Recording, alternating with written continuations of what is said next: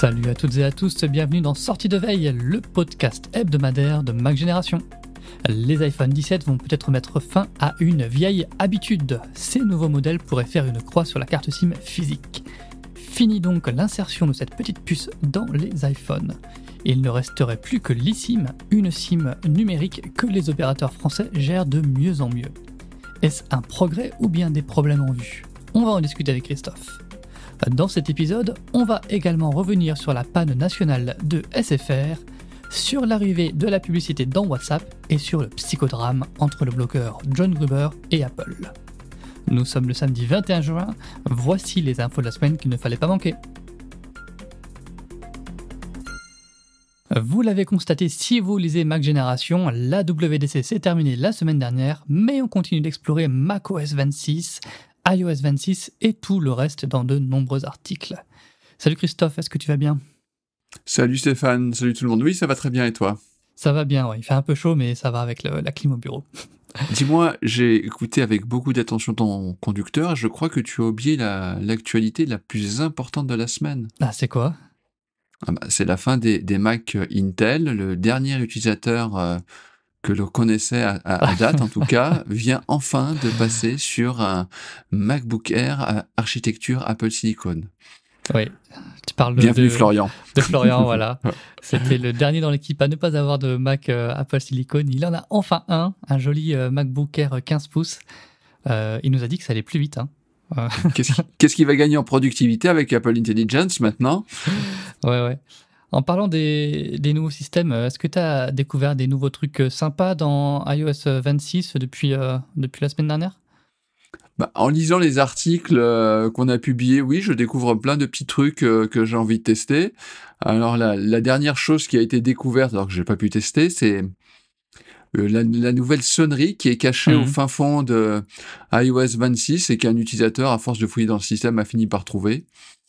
Alors, est-ce que ça va être ça, la grande nouveauté de septembre ? Mais n'empêche qu'Apple a déjà démarré des keynotes en septembre en disant « Écoutez notre nouvelle sonnerie, hein, donc tout est possible ». On va voir ça, ouais. En parlant de septembre, on va passer au premier sujet de la semaine.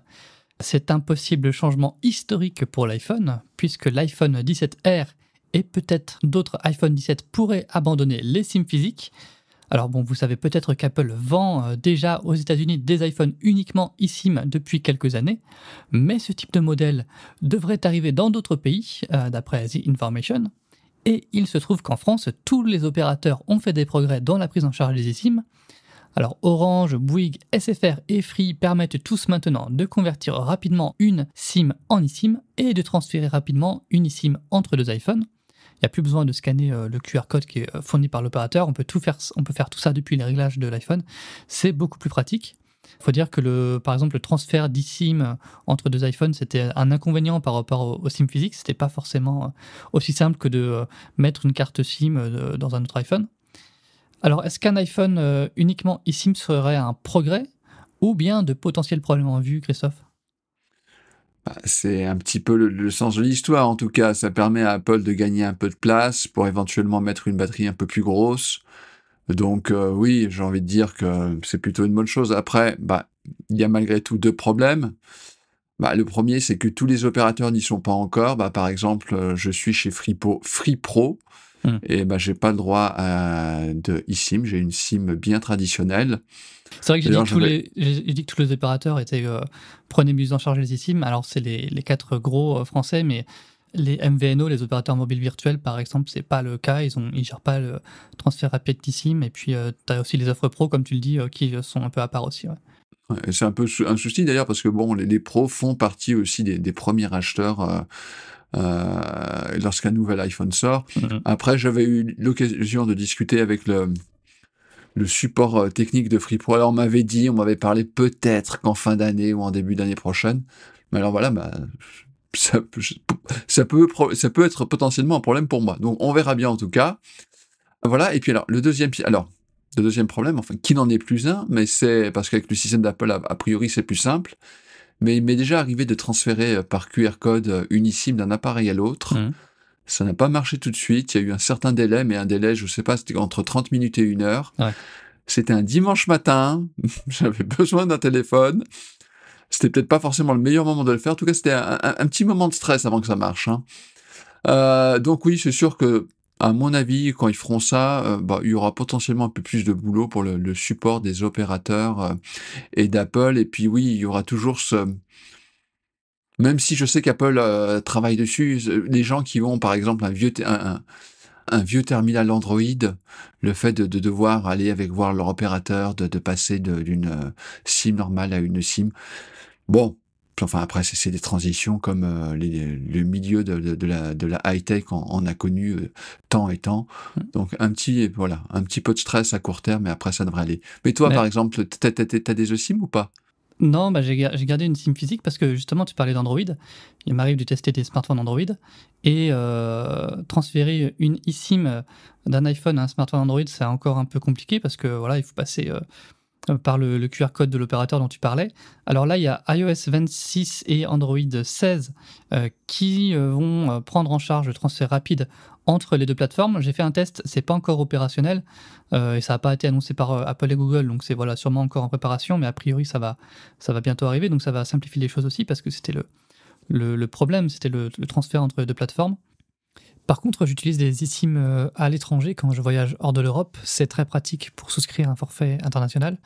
Mais tu parlais aussi de la place gagnée par les SIM, puisque donc il n'y a plus de tiroir pour la carte SIM.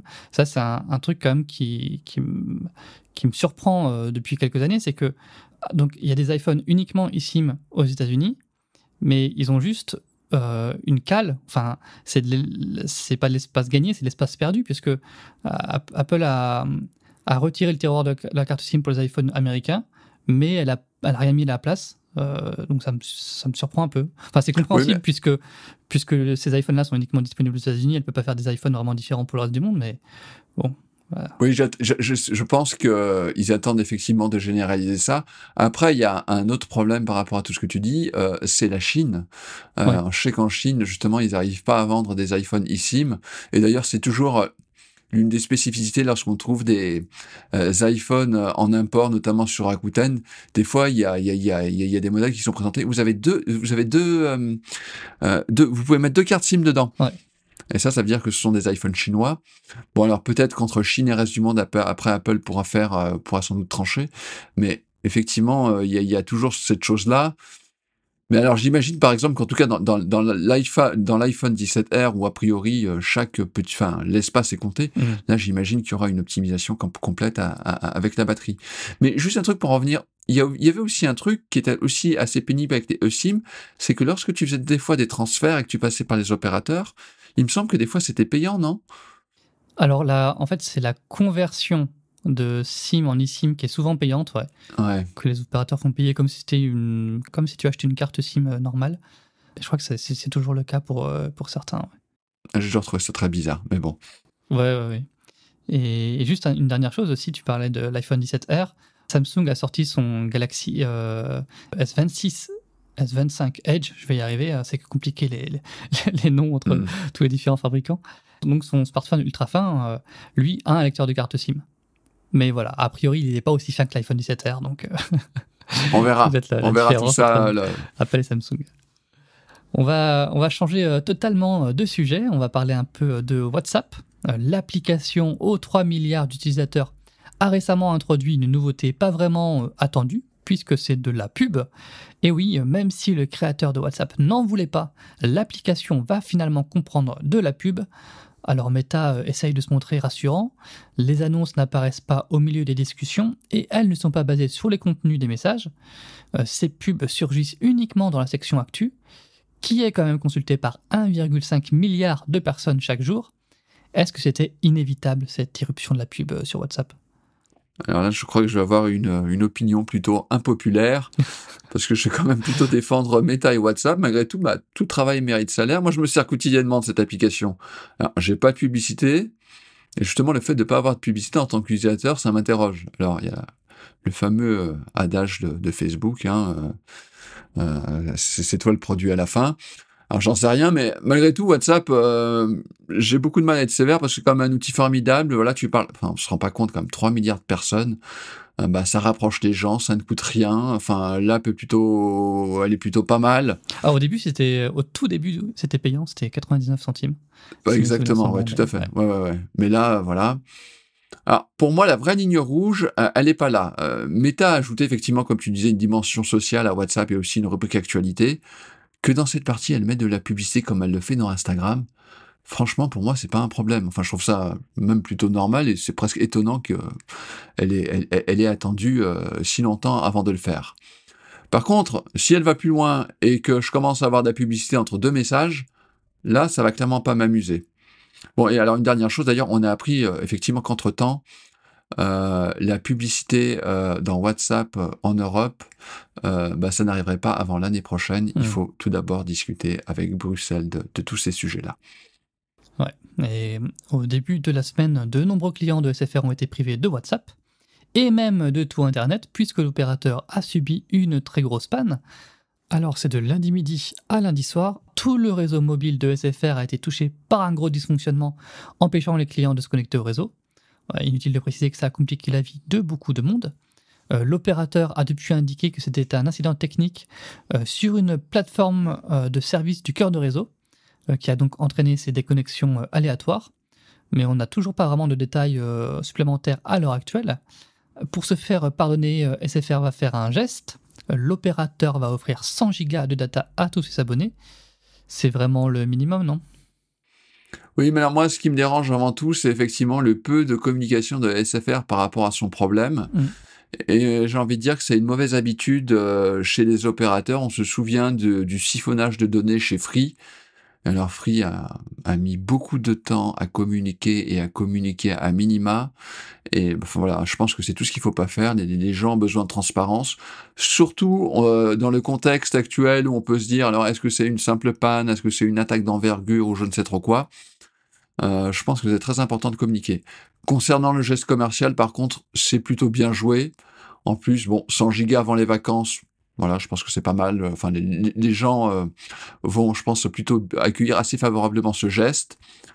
Et puis, ils ont été assez réactifs. Ils n'ont pas attendu que la grogne monte trop avant de l'annoncer. Voilà, alors par contre, niveau timing, c'est quand même pas top. Hein, essaie de redorer son blason. Ouais.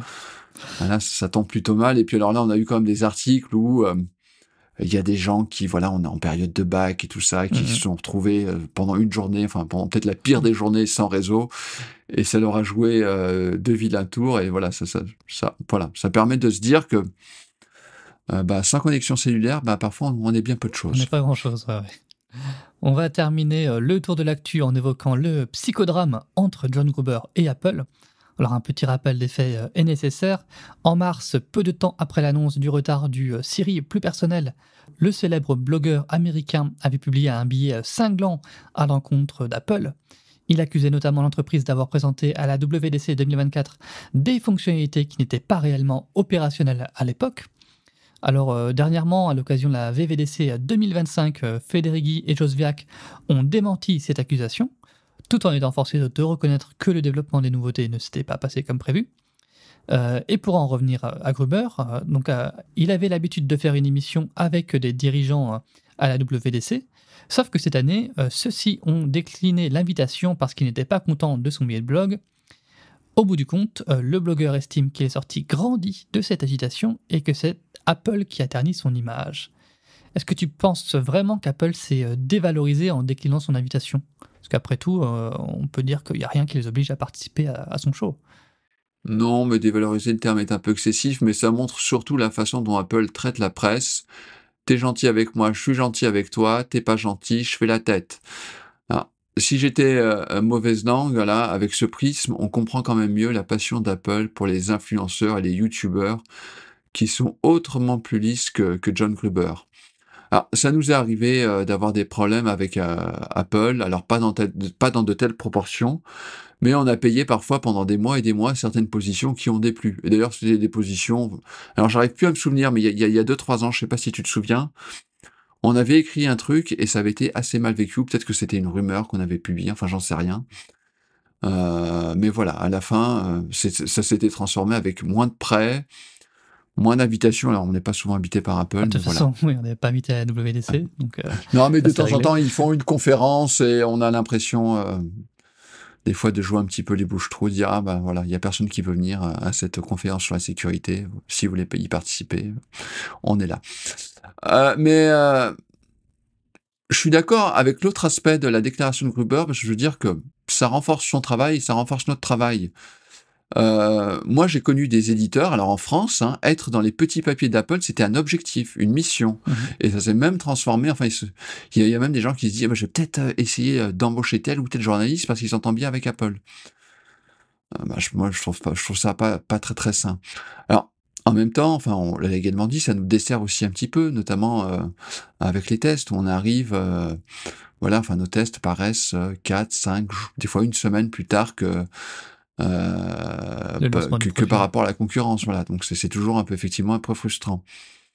Mais voilà. Et alors, je trouve que le fait de bouder, finalement, c'est un peu petit joueur. Moi, j'aurais été responsable d'Apple. Je serais allé au show de Gruber et je serais rentré dans l'art en lui disant, bah non, là, mec, t'as raconté des conneries.